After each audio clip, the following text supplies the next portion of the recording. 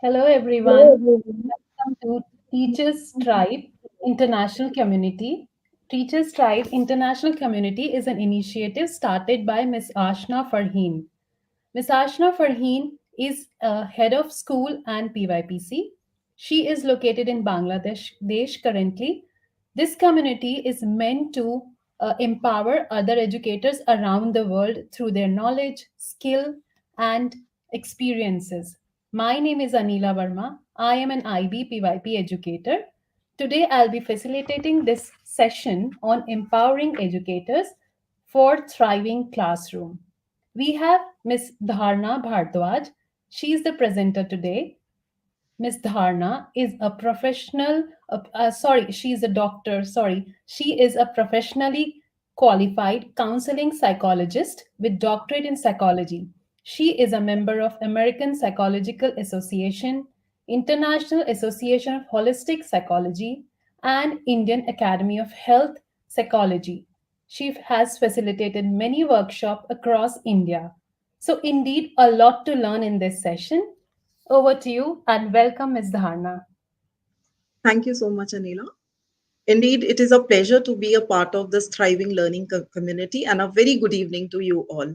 So, my first question to all of you would be, are you teaching to thrive or you are teaching to survive? So, I hope that you all are teaching to thrive. So, with that, it brings me to this topic of teaching profession as such. So, I would just like to bring to your notice certain facts about this profession. The very first thing is teaching has been earlier thought as a profession which is quite laid back. That means that usually females are promoted or they are encouraged to take up this particular profession, thinking that there is a great work life balance. And we know that not anymore, not now, especially after the COVID. So it has been, researchers have told that 25% of the teachers who join within the first 5 years, they call it quits and they no longer want to serve as a teacher. The reasons, the top reasons behind these are, the very first reason is they do not find themselves, the teachers feel they are not equipped enough, they are not trained enough to deal with the day to day challenges of a learning classroom. The second thing which they feel is that they are not able to handle the disruptive classroom behaviors. And the third thing is obviously the increasing demand on a teacher. So the job demands basically. So these are the three things which are challenges in front of every teacher. I am sure that you are able to relate with what I am speaking.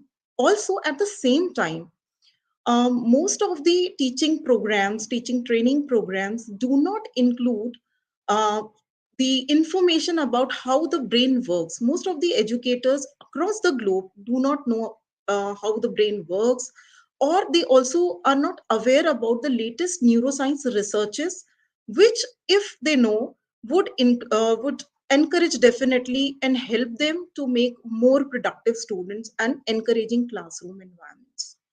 With that, uh, the question comes, why should the teacher know about the brain development? Is it not? So, uh, the answer to this question would be that brain is an organ that learns, right? And teaching without understanding how does the brain work would be similar to making a car but not knowing how the engine works. So that is the importance of uh, knowing about the brain development and neuroscience. So, I would like to start the session by debunking some myths around the brain development or about the brain as such. So, the very first thing we often hear is that we use only 10% of the brain. Do you think it is true?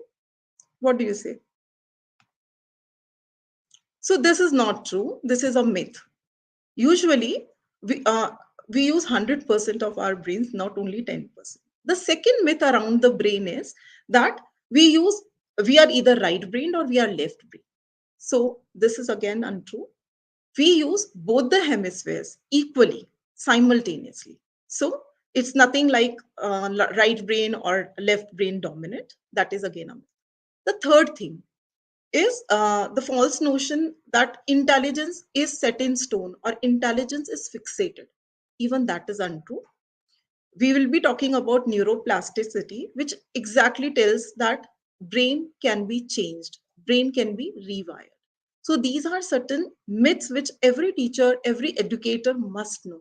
So these are some notions we should come away with, and we should also help the learners to understand these facts about the brain. Now, let us understand a little bit more about the brain development.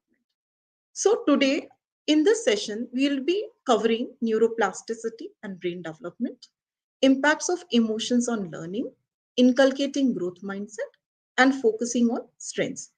So let us begin with the brain development.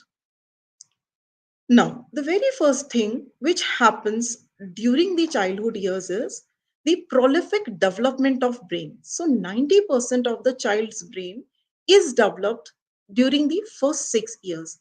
So this particular uh, fact that this age is very, very crucial for development of brain. This age is called, or this period of first 5 6 years is called the sensitive period, or the critical period, or the golden period.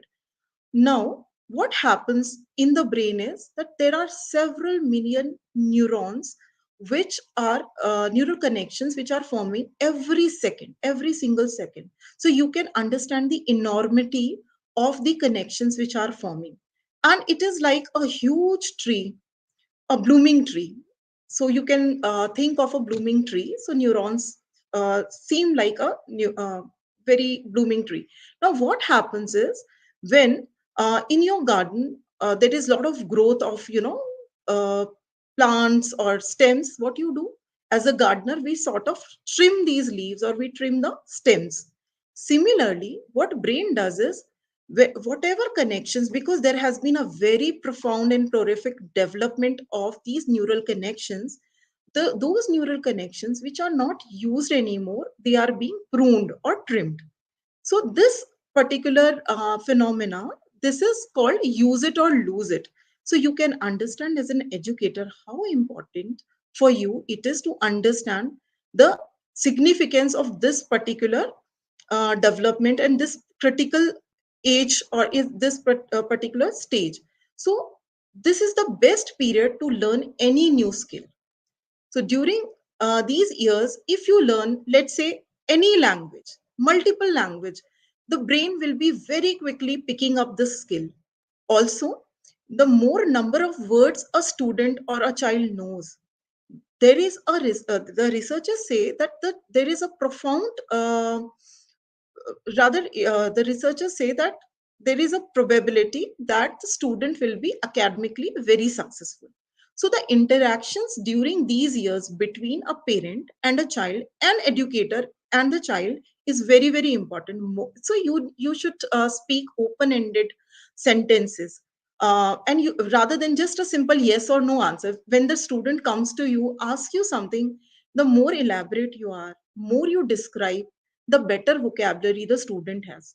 Similarly, when you have parent teachers meetings, that time also, if you encourage the parents to speak a lot with your children, this also will help them develop the vocabulary and obviously enhance or enrich the developing brain.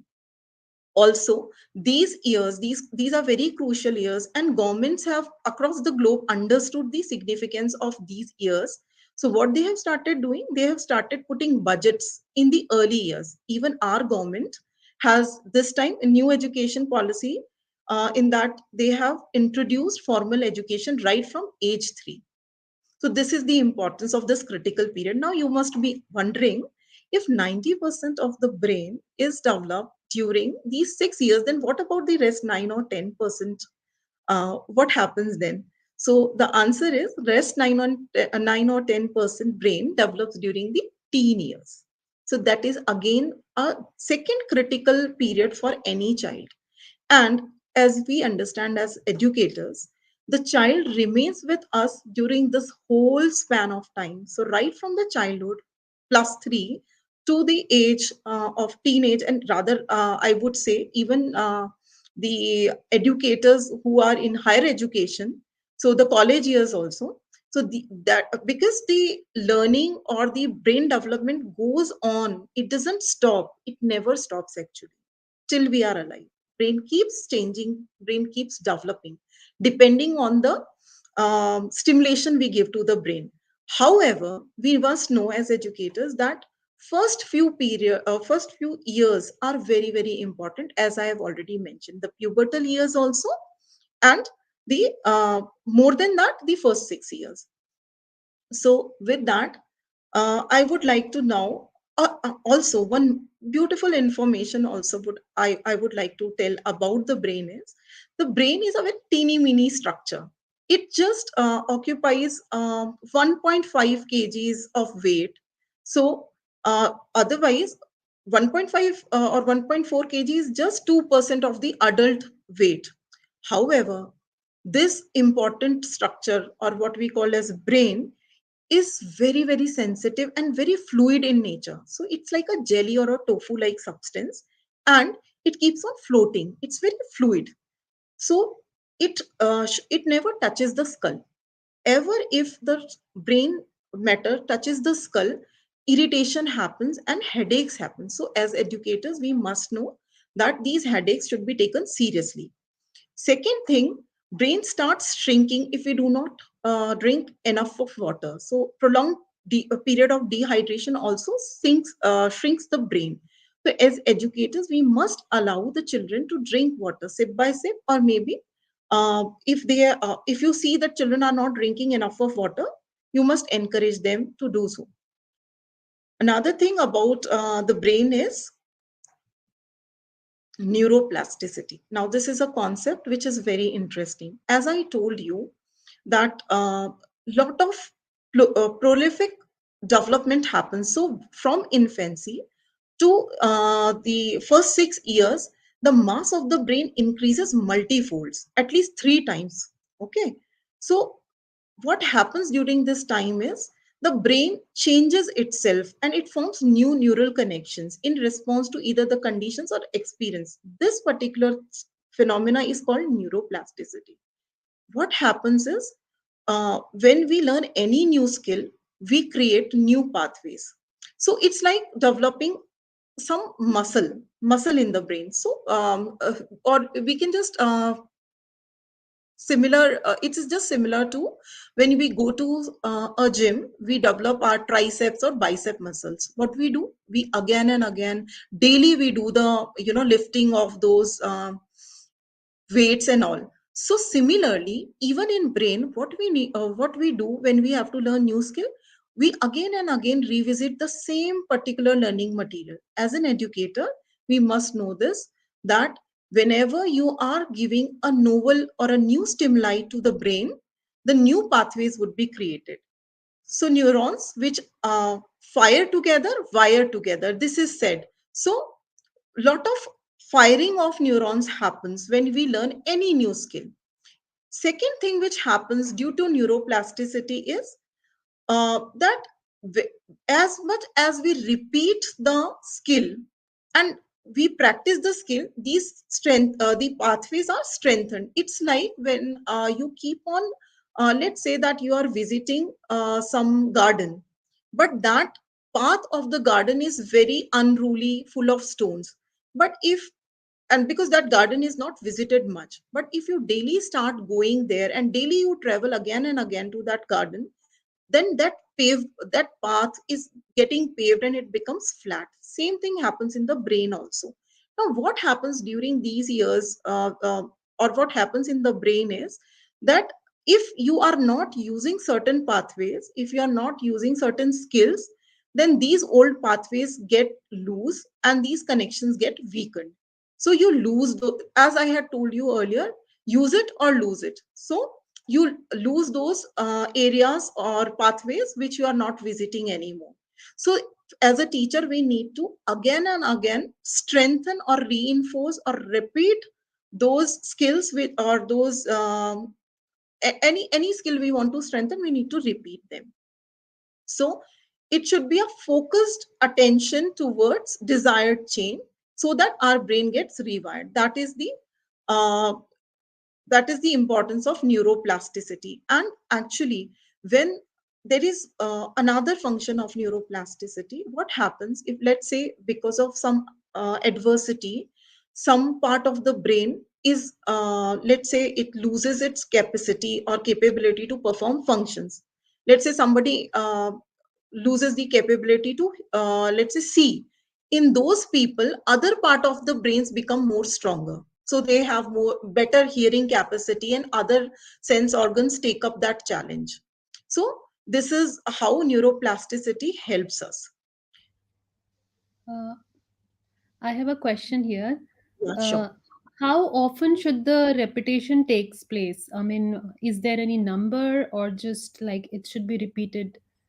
Because if we Uh, have a number in our mind, I think we educators will be really able to repeat it that number of times. So, particularly, there is no fixed set of number that we need to repeat n number of times. But obviously, the learning which we want the child to imbibe, that should be done n number of times to go back to the long term memory. So we usually say the memory curve is a bell shaped curve. So initial days you need to, let's say you are introducing a new concept to the child. Initial days you need to, let's say today you introduced a new, let's say alphabet A. So tomorrow also you need to do this.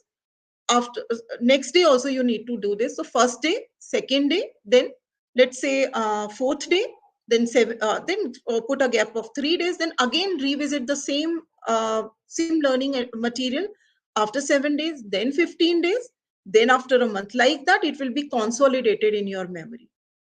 Sure, you. Yeah, thank you.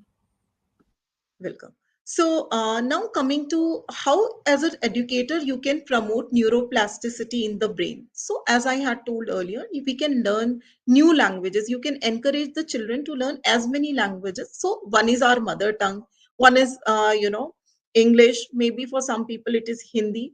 So this will all definitely help. I would strongly recommend the educators also to encourage children to learn music. Both the hemispheres, left hemisphere and the right hemisphere, get stimulated when we learn music. And music also promotes your understanding of mathematics. So especially the string instruments, I'll strongly recommend. So that will help you make your brain more develop better, I would say. Readings, if you read better, read more, that would also help brain be more plastic. So doing more puzzles, learning any new skill, it can be swimming, it can be cycling, it can be learning any sport activity.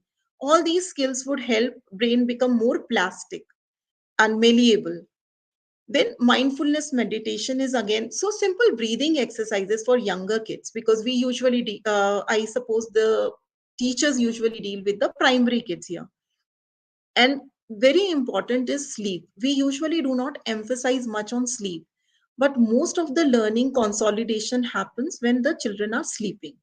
So we must encourage children to sleep adequately.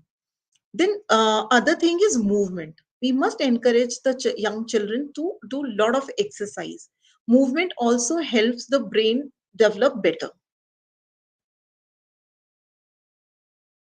Now, I have an acronym for the teachers, which is renew, which means in your classrooms what you can do is you can reinforce the children. So basically, to enhance the neuroplasticity, give timed and structured praise or awards to the children. What happens is that in the brain, dopamine, there is a neurotransmitter, a chemical which is called dopamine, which is the which releases from the reward center of the brain. So what happens when you praise a child, when you encourage the child, then the child feels very happy and engaged in the classroom. So doing that again and again definitely makes the learner very engaged. The second thing is novelty. What does it mean? The teacher should bring a new stimuli, new stimulus, or new learning aid to the classroom. So usually what we usually teach from one methodology, or maybe we use some audio visual aids also. But let's say you change the way you are teaching today. Let's say you tell a story to the students to introduce a concept, or let's say you make small groups and let the students discuss amongst themselves. These novel changes in the classroom interaction will help dopamine to be released, and children will be more alert and more engaged because their reward centers have now been activated. The third thing, very important, is engaging their attention. So as an educator, what you can do is maintain eye contact with the children, move around the classroom, gently pet the shoulder of the child, or just interact with the children verbally, non-verbally, encourage them. What happens during this time? Acetylcholine or norepinephrine, these type of hormones or the neurochemicals release from the brain, and there is a lot of positive engagement and the learning environment becomes very positive. The last thing which a teacher can learn from neuroplasticity, because all these hormones or all these neurochemicals help brain become more adaptable, more flexible, and more ready for learning. So encouraging the happiness quotient of the children by making them feel confident about themselves, building the trust in the children. So these things, if the teacher imbibes in the classroom, we will make the learners very much engaged and happy learners. Because as a teacher, we always want, we first of all, we should be the happy teachers, and then we would definitely spill that happiness onto our children, so the classrooms will be also very engaged and thriving. Now, the very important, I would say there are three areas which are really important for any educator to understand. The first was the prolific development of the brain during the first 6 years, right?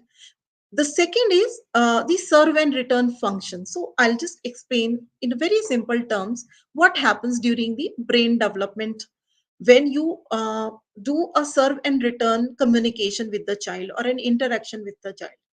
Just understand that whenever a caretaker or an educator is communicating with a child or is interacting with a child, we the communication is to and fro, just like you play tennis.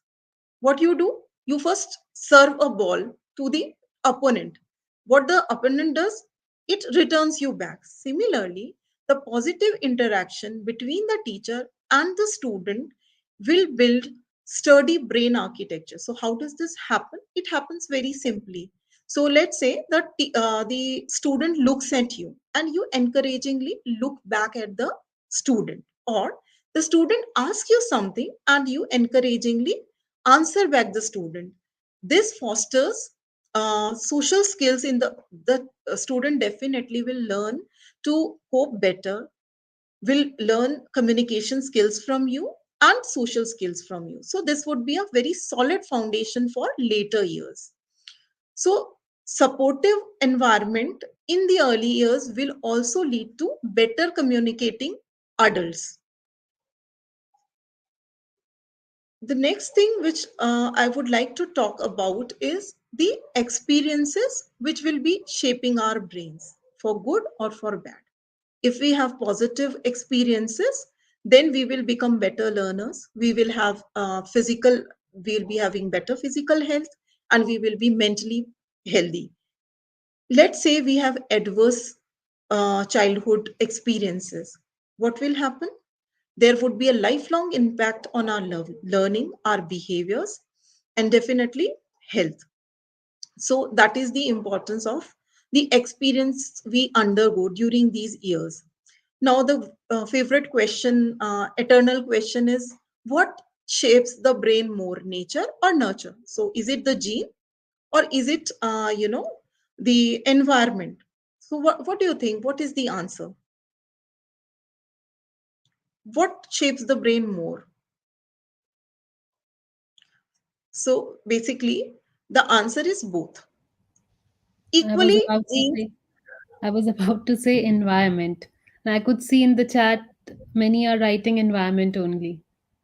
yeah. So the truth is that, see, genes, somewhere around 30% they impact the brain.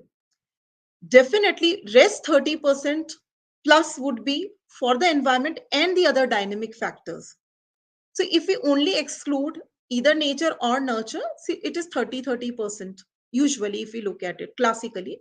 But definitely for sure, whatever answers have poured in the chat, I really agree to that, because genes, we know we cannot change them, but for sure the interactions with we have with our learners, definitely that is going to have profound impact on the experiences and on the developing brain of our children. So the as educators, we know that the interaction we will be having daily in the school, in the classrooms, is gonna shape our child's brain in a much positive and better way, because we are there for at least 8 hours, 7 to 8 hours with the children, and we can definitely have those supporting environments. We can hold the environment for our child.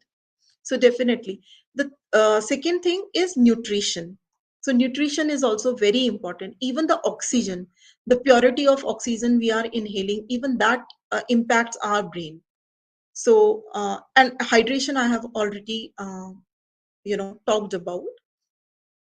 Now, as educators, we are coming to a very important point now: how emotions impact the learning. So this is the third most important aspect which I like to cover.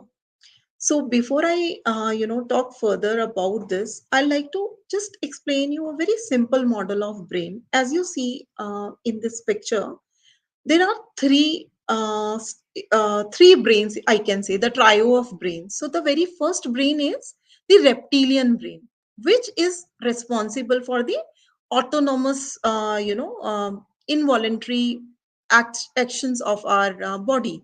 So for example, the heartbeat, for example, the respiration. So it is also responsible for survival, anything related to survival. So the primitive most organs, primitive most beings have this brain in them, right? So it is called the reptilian brain. The second important brain is the limbic brain. So most of the mammals have both reptilian brain and the limbic brain, and this limbic brain is the emotional brain. So as educators, we are more interested in what happens in this brain, limbic brain. Why? Because there are two most important organs there. One is amygdala, where the emotions happen. Okay, so amygdala is the watchdog, or amygdala is the threat detector of your brain. Amygdala keeps looking for the threat in the environment. So let's say if the child is let's say scared of the teacher, or is scared, or let's say anxious, or is angry, the learning will be impacted. Okay. And you see, there is a horseshoe shaped structure around the amygdala. So the blue portion, which is the hippocampus, which is responsible for memory. So if the child is very scared, the hippocampus will be shut down. So if amygdala is happy, hippocampus is also happy, and it stores the whatever has been learned in the memory. But if amygdala is not happy, then hippocampus shuts down and it doesn't store anything. So the child who is having a lot of emotions, we need to calm down these emotions in order to have a consolidated learning and memory seeped into the brain. So this is very important for us to understand. And the last part of the brain structure is the neocortex. You remember I told 9-10% of the brain forms later during puberty, and till for some people even in early 20s. So what happens? This is the thinking brain, or the talking brain, I say, for the younger children. So this is the logical brain also, right? So this develops at the end. Now I'll tell you very small, with a very small hand model of the brain, I'll explain. So can you see my hand? So this is the brain stem. This is the brain stem. This is my spinal cord. Okay, and the thumb is my limbic brain, or the emotional brain. Where is this is amygdala, and this is the hippocampus, and this is my forebrain. These fingers are my forebrain. Okay, so now what happens when there is when the child is calm, all these three portions of our brain are working in harmony. So the music is flowing very nicely, okay, and learning is happening. The moment our watchdog, that is the amygdala in our midbrain, when it detects threat, what happens? The child flips the lid. That means our logical brain is cut off from our emotional brain. Now we are not able to think. The child is not able to think. Why? Because child is very emotional. Okay. So now as educators, what we need to do? We need to bring these fingers back together. That means what? We need to calm down the emotions and bring the thinking brain back in order. So how do we do that? Let me tell you that. So it takes time. It takes time to settle down. Okay, to calm the big emotions. What are the big emotions? Feeling scared, feeling angry, feeling hurt, okay, or anxious. Now, what we need to do is, these are few things which we can do. So, if you're feeling that the lid has been flipped, tell the child to do very simple exercise, which is deep breathing. So, think of a safe space which is very calm, and visualize that you are sitting there. Take deep breath in and imagine you're feeling that you are safe. You're in a safe environment. And as you're breathing in, the calmness is pouring in your body. And as you're breathing out, you're removing the stress from your body. This is a very simple activity which you can tell your children to do in the classroom itself. The second thing which I usually recommend is that turtle technique. So what I tell the teachers is, just tell the students to do their head down and just withdraw into themselves and count something or think of something else, or maybe just simply deep breath. That also calms the brain down. And if the child is, can be allowed to just take a stroll in the campus or outside the class or in the class, even that helps calming the emotions. Also, sharing the emotions with the classmate, that also helps. Sharing it with the teacher helps. So these are few things you can do to calm these big emotions. Sorry, I think I have by mistake touched the wrong buttons. Just a second, please. All right. So now, emotional states of your classroom students is very, very important for the educators to understand. Why? Because if the student is in a positive emotional state, what will happen? The children will be motivated to learn. Huh? Children will be curious. So, what are the positive emotional states? May I have some answers in the chat? Feeling happy, Yes, feeling happy, having, feeling having joyous. friends, having Yes. friends, So having friends, I would say that you feel calm, you feel excited, right? These are the mhm, feelings, and especially you feel curious. You feel when you feel creative, when you feel curious, when you feel engaged. These are the positive emotional states. If the student is in a positive emotional state, the child will engage better, right? And if the student is in negative emotional state, what will happen? First of all, what are the negative emotional states? May I ask some answers in the chat, please? feeling alone, Yes, feeling alone. having, having no friends around, having strangers around. So yes, so you may feel scared at that time. So feeling scared, feeling angry. Okay, Mhm. so these are certain negative state of emotions. So what happens? The student becomes disengaged. Student becomes unmotivated. So if you're aware, when you enter the classroom, I'll simply tell you, as an educator, just check the pulse of the classroom when you enter the classroom. What is the emotional state? Simply see by the how will you come to know? When you listen to the students, are they very dull? Are they using a very dull tone, or they are like, happy and beaming, or some verbal or non-verbal cues, the language they are using with you. So check that. And second thing to, engage the students, please, whenever you meet them, at least create uh, one day where you can just be at the door and meet them and greet them, say hello, take their names, then also share. You should know the background. I really remember one of my teachers, my mentors. He used to say, to teach John German, you should know both John and German. So when you are teaching children, you really need to know where the child is coming from. No? Because if the child is stressed, as I told you, the child will not be able to learn, right? So you need to, one day, at least take out one day where you just whenever the child is there, just you are engaging with the child, taking their names, asking them, okay, yesterday was not so good for you. Or maybe for the other children, you say, oh, I know you, you won that match, you must be very excited. So like that, when you connect with the backgrounds of the children, when you know about their families, children feel very, very engaged and motivated, right? Secondly, in your classrooms, I'll invite you to make the classrooms more interactive.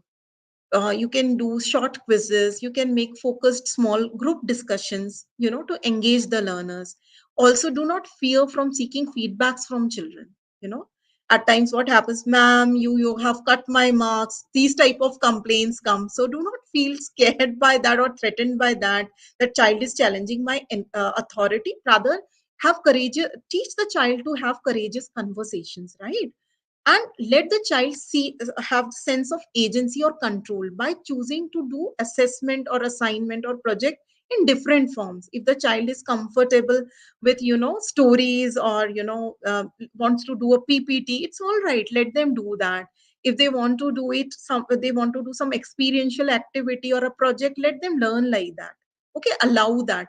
So they will be the children will remain in positive emotional state, will engage with you more, and they will learn better. Okay, and there your classrooms will definitely thrive. So whenever the child gives you some sort of answer, praise their contribution, encourage their opinion.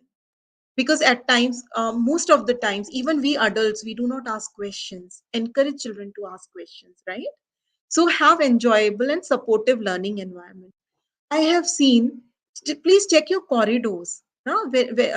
See how your schools feel the classrooms, feel the corridors.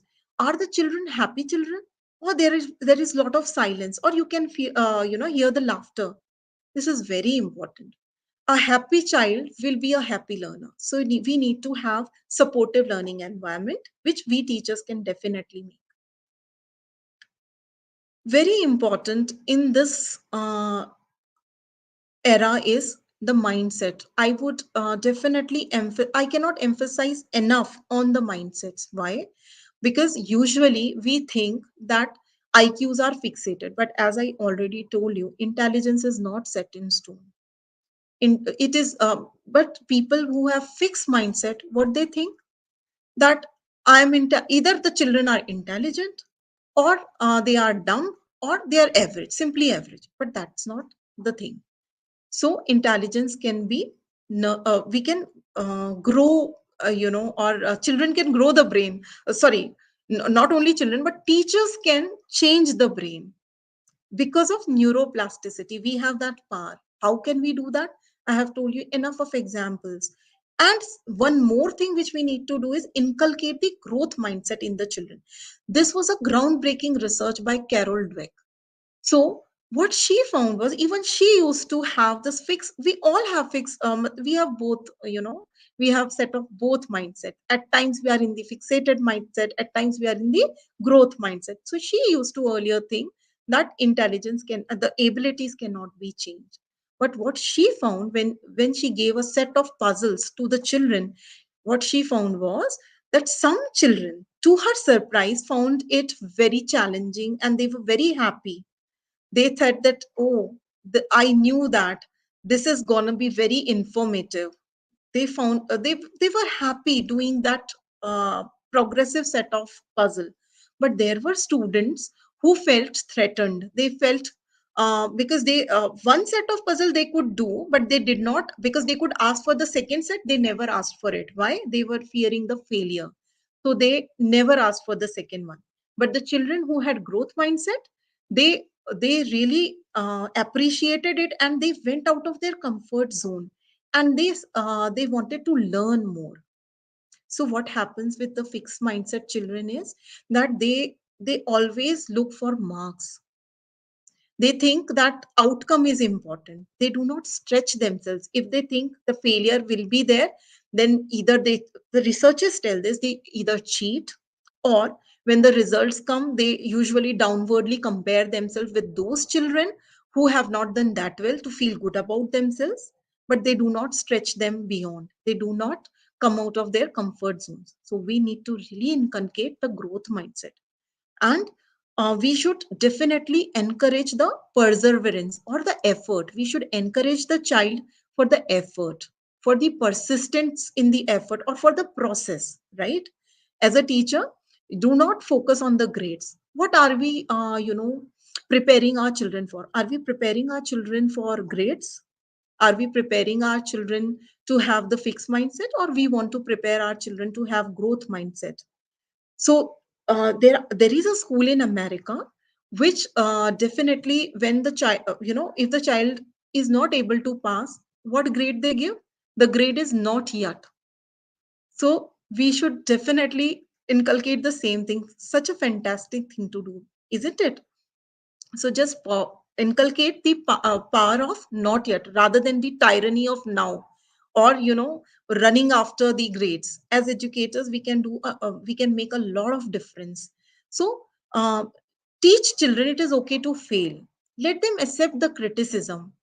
So tell them that the best of the discoveries happened after a lot of failures. The best example is, um, the bulb. When the bulb was invented, what happened that time? 99 times uh, he failed, but still he had this thing in his mind that, okay, now I will find the another way to challenge myself, and finally electricity, or we came up with the bulbs. Even the medicine penicillin, that was also accidentally found, or it was found because he kept on trying. So discoveries happen like this with growth mindset. So effort is required to build new skills. So we should also find inspiration in the success of other people rather than feeling threatened by others. Okay. Now, how can we change our mindset? So instead of thinking, I'm not good at this, what can we think? What am I missing? Rather than saying, I just give up, what can I say? Let me find out some different strategy to deal with this. Let me problem solve in a different way. It's not, if I think it's good enough, what I can say, is it the best work I have put through? I can't make this anything better. There is always a scope for improvement. I can do better. This is too hard. Maybe I am not there yet. I may take more time. So, if my plan A doesn't work, there will always be a plan B. If my friends can do it, I can learn too. So, so we can use the plasticity of the brain, neuroplasticity, and mindset is the big growth mindset is an example of neuroplasticity. The more you do a skill, the better you become at the job. So, when we learned walking, now, did we started walking just like that, or we initially stumbled? But we never, we were never discouraged. We kept on doing it. Or whenever we learn any new skill, like riding a bicycle, driving a car, what we do, we keep on persistently doing that activity and have a growth mindset. I can do it. I'm not there yet. It's the same thing we need to inculcate in our children. Now, the last part of my presentation would be nurturing strength. I would really, really strongly recommend all the educators to inculcate all the different intelligences a child can have. As I told you earlier, IQ is not all. There is so much beyond IQ. As I already told you, we should teach our children to manage themselves, regulate their emotions. more than IQ, EQ is important. And persevering or teaching the children to deal with adversity is important. And strengths, we should emphasize, and we should tell children, other than that one academic intelligence, we have multiple intelligences. So this is a concept by Harvard, beautiful concept by Harvard Gardner, where we tell, where we understand that there are multiple intelligences. So some students may be word smart, so linguistic smart. Some children are music smart. Some children are kinesthetically smart, interpersonally smart, nature smart. So we have different type of smarts. And as an educator, you can use these different intelligences, and you can inculcate in your teaching methods. You can, I will give you an example. I will throw more light through an example. When my son was in grade 3, in that school, he was in Billabong, and I really appreciate the way the teaching is done there. So they had to be taught the concept of Africa as a country. So what the school did was, they, as a culmination activity, the parents were called in, and the students put a beautiful show together. So the children had painted beautiful Pepsi cans with straws to make the houses the Africans live in. So we can say visual spatial smart children were used to make those houses, right? And then there was a dance of Africa. So the children who were really good at dance were involved in that particular activity, and some children were singing and beating the drums, and so the children learned. The teachers engaged the smart or the intelligence of the children in different ways. Those children who were good at painting, they were engaged in making stone art. So when the parents entered, they were encouraged to do that. They were given stones, and the children were painting on that. So children beautifully were engaged, and their smartness or their intelligence was uh, you know tapped by the teachers in a very beautiful way.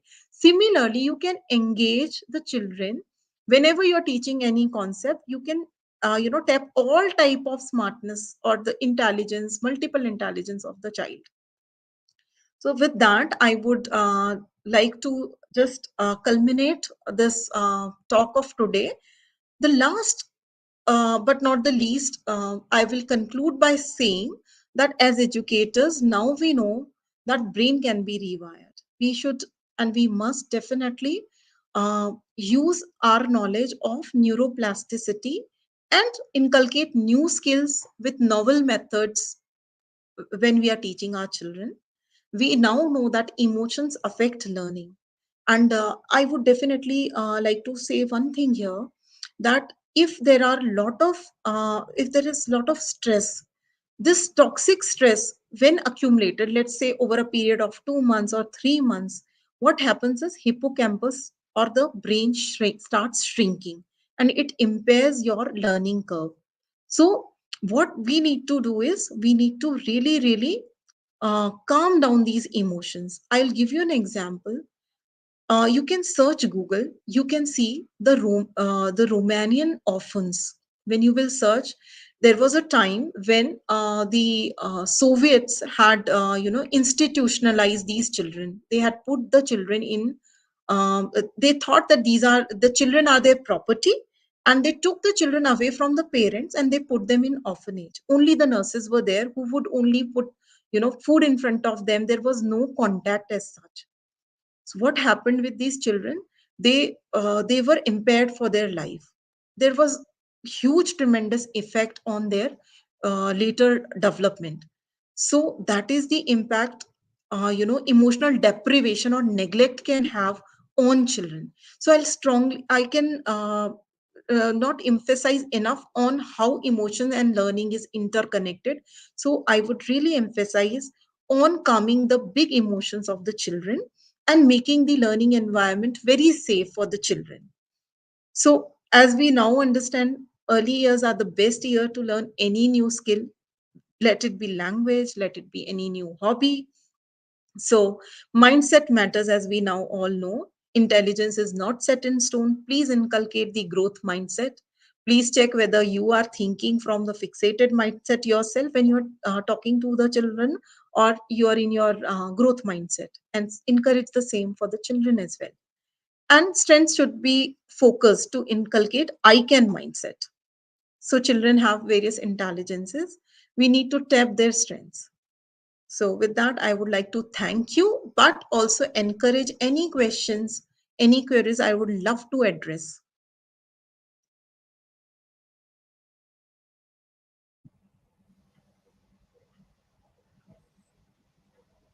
We'll just wait for them to write. Sure.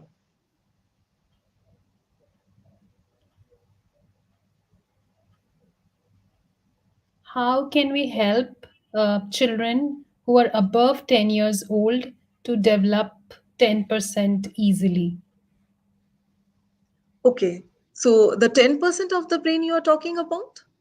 Yeah, I think because you said that 90% develops before 5 years old, and after that, the other 10% takes place. So, let me explain it a little bit more. So, what I meant was the profound development happens in the first 6 years, and the rest of the development of the brain happens majorly during the pubertal years. So now the child is of 10 years age now. So the same thing happens.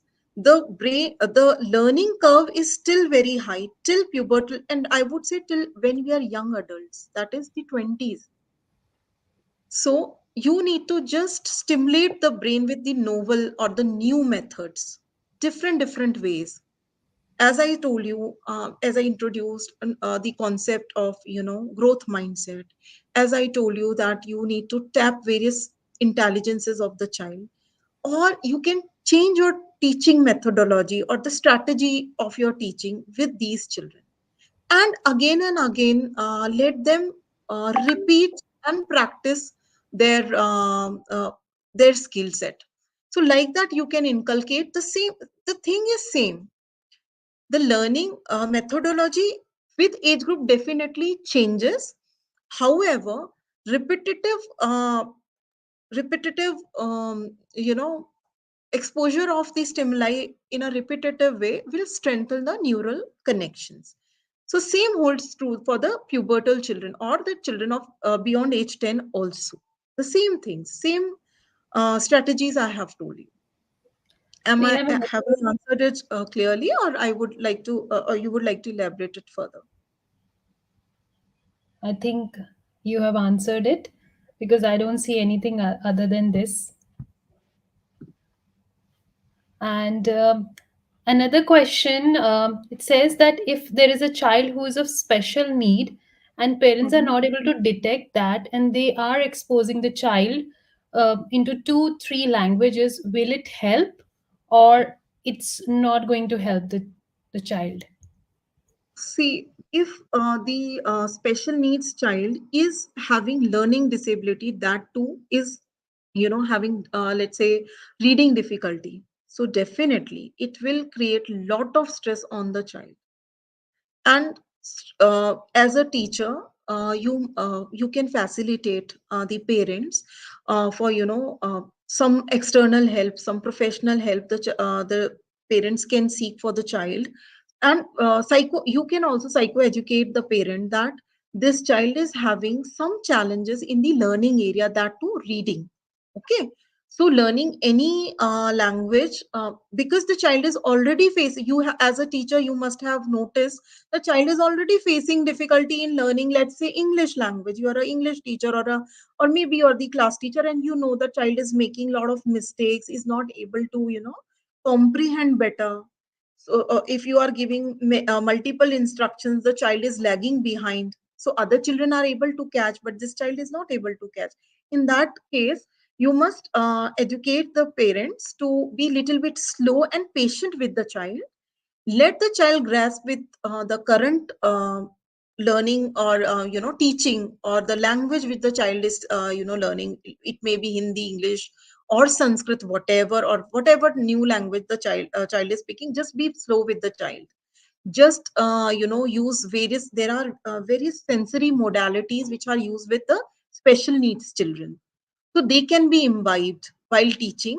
When the parents are back at home, they can again and again repeat those instructions with the child. But I would strongly recommend that we need to be empathetic and compassionate with the child. If the child is having difficulty learning the language, we may focus on other things.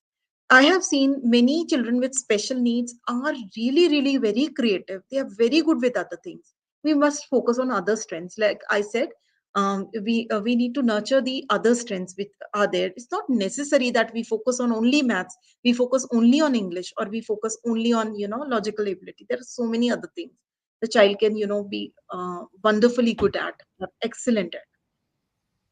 Thank you, Hope I have Dr. Dharna. answered it. Yes, I think I also had these kind of questions in my mind, but thank you, educators, for asking these insightful questions. And this session has really helped me. Thank you. I mean, my words fall short to thank you, because while I was studying, when I was doing my B.Ed, all these things were there in the books. But today I realize it's kind of, I am able to connect the dots today to understand better that why we need to first develop relationship with students, we need to develop a rapport with the students before talking about academics. So thank you so much. And before you go away, I am going to just a second.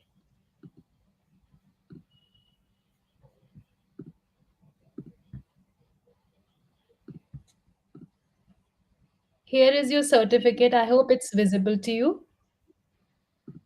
Yeah, thank you so much. So I really agree to you. We need to really connect first and then correct the children. You have beautifully summed it together. Thank you. This is a token of appreciation from Teachers Tribe International Community. And I would love to hear you again. Maybe you can talk more about, we spoke from teacher's side, but I think we also need to speak from parents' side. I think after your session, I feel parents are also in that place where they need to be educated, enlightened, so that they take certain issues sensitively. Definitely. I'll really appreciate that. And thank you so much, listeners and Anila, for moderating this session, and the listeners to be, they have been very patient. They have been present on the Sunday evening. So I really thank you all from bottom of my heart. Before you Really all go enjoyed being away, here. I'm sharing a link here, which is a document, which is a Google Doc. You can fill this up and be our presenter next time. We are all here to learn together and grow. I encourage everyone to participate. Let's hear from each other and learn. Thank you. Good evening. Thank you.